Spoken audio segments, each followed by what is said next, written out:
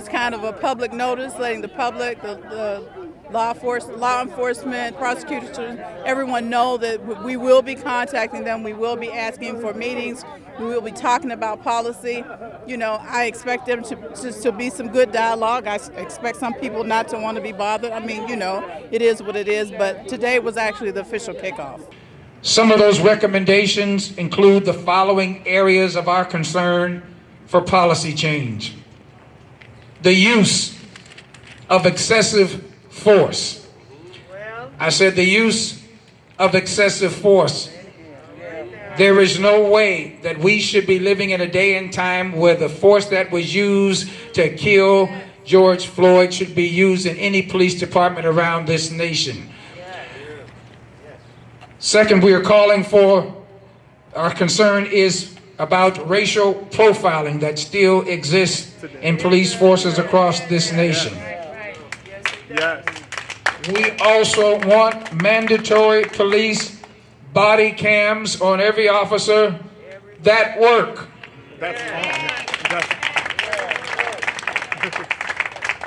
We are calling for binding citizens review boards. We are calling for independent investigation and outside prosecution of police misconduct. And then we are calling for appropriate punitive actions.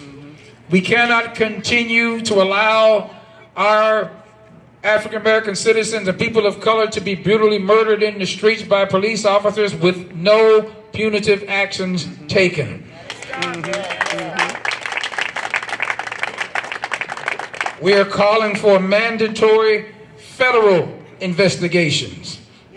We're calling for mandatory diversity training before hiring and ongoing training after hiring. We are calling for mandatory legal assistance for families who have been victimized.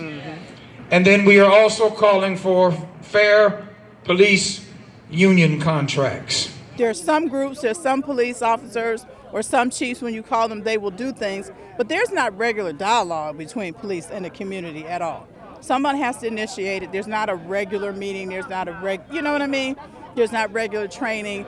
And so when we had the Black Knights active here, they would do that. Since the Black Knights are not active anymore, we just don't have that in the community. And we need to have that. The protests all around the nation and all around the world are a cry and a demand for change. And it starts with the adoption and the implementation of these policies that we and others are calling for. I heard a pastor, the gentleman who preached George Floyd's family service in North Carolina, said, you know, we've seen this, we, black people, seen this movie before. You know, we've seen it with videotape. We thought we were going to get justice over and over again.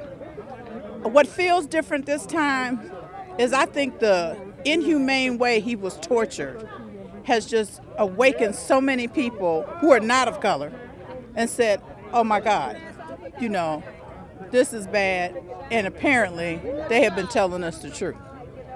So unfortunately, if that's what it took to open their eyes, you know, let his death, we don't want his death to be in vain. For over a century, Farmers National Bank has stood strong. Through booms and busts, peaks and valleys, we've learned to know the seasons and how to grow in each of them. During challenging times, everyone is reminded of the value of solid relationships in both life and business. Farmers, stand strong.